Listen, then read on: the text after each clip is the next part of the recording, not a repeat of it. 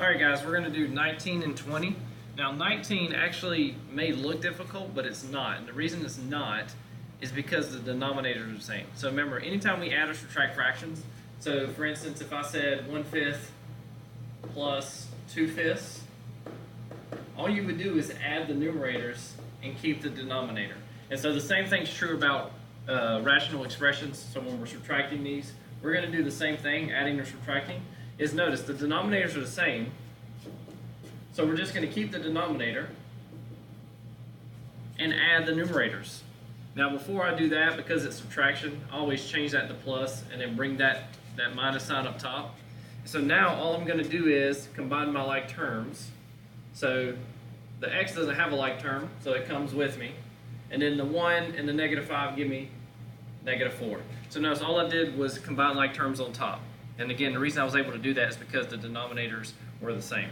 And then we're just done. Now, if we could factor that, we would want to factor and then cancel, which we can factor it, but nothing's going to cancel, so I'm not going to worry about it.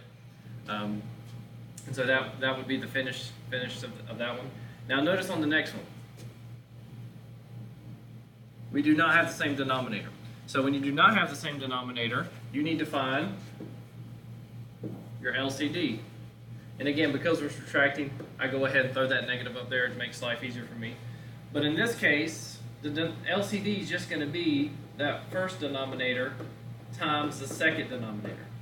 And that's generally going to be the case. I'm not saying that's going to be the case on the test. Anyway, so what we want to do when we're adding these fractions is we're going to multiply by what's missing.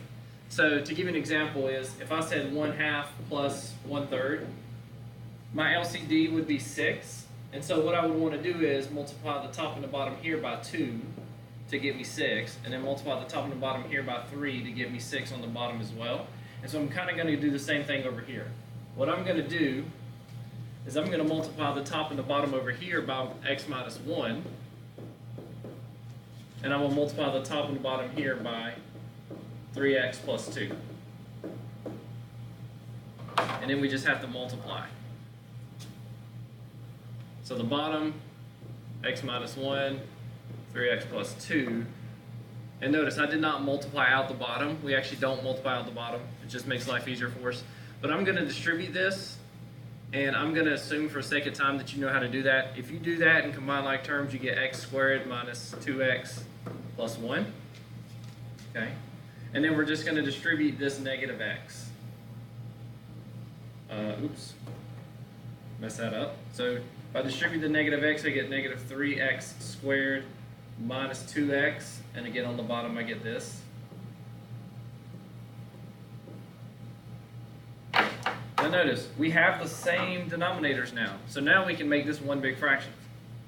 So we can just put the x squared minus 2x plus 1 minus 3x squared minus 2x all over the x minus 1 and 3x plus 2. And then we're just combining like terms. So we would say the x squared and the negative 3x squared would give me negative 2x squared. The negative 2x and the negative 2x would give me negative 4x. And then the plus 1 doesn't have any like terms, so it just comes with me. And then the bottom, sorry for my handwriting. And then the bottom would just come with me. Okay, so again, what you want to do is, if you have a minus sign, again, I always make it a plus and bring that negative up. Find your LCD, multiply by what's missing. Once you do that, take those two fractions and combine them into one, and then combine like terms and simplify. And that's pretty much all you're going to be doing. So make sure you do that on the test, and we'll be making more videos.